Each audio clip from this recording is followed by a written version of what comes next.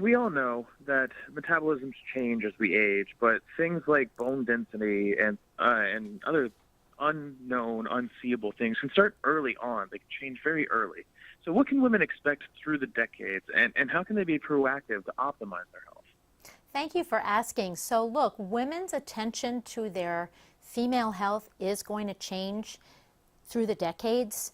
Women in their 20s are most interested in feminine hygiene, their cycles, perhaps birth control.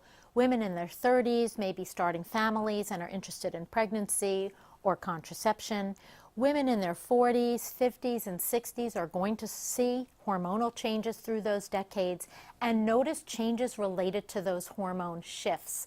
So one of the big things that I see in my office day to day is the hormonal changes and the influence on the genital and intimate skin health. So for example, 3 out of 4 women will experience a yeast infection in their lifetime, and this can have hormonal basis to it. So this is something common, and I often recommend that if women are having symptoms for the very first time, that they really come into the gynecologist's office to get checked out, confirm a diagnosis, and if they're familiar with, say, a yeast infection and its typical symptoms, they can head right on over to the local drugstore, treat themselves with an over-the-counter Monistat, which relieves symptoms 4 times faster than the leading prescription and works on more of the most common strains of yeast than the leading prescription, and take care of this on their own. But women need to become familiar with what's normal for them and what's different and what needs attention. Indeed. Now, how do hormonal changes from pregnancy and menopause affect women's bodies? Well, look, these hormonal shifts can alter the pH and environment in the vaginal area, and this can lead to infection or different symptoms that women may have concerns about. So, of course, this is all very individual, and with any question, I advise women to come into the office to get checked out and not to be afraid to ask questions and investigate what's really going on. Now, you say that along with hormonal changes, everything from the clothes that women wear and the skin products they use can impact their health. How is that possible? This is so true. So I often advise women really choose their products carefully and pick feminine products specifically that are either gynecologist approved or dermatologist approved, and that's important.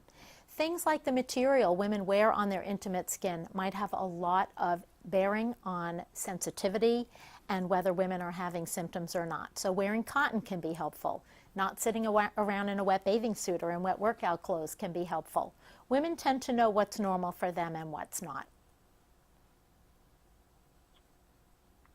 Now, what are some ways that women can maintain good feminine health throughout their lives?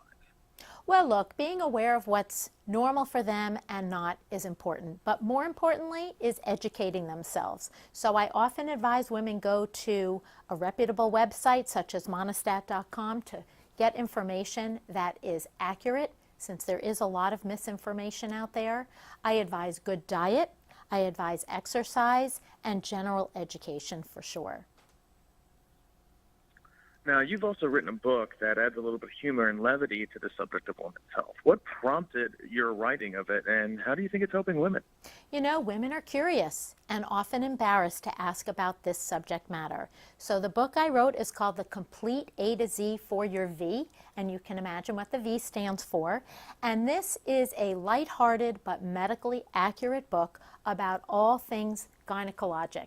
And I think it's really helpful for women to get accurate information. All right, Dr. Alyssa, where can people go for more information?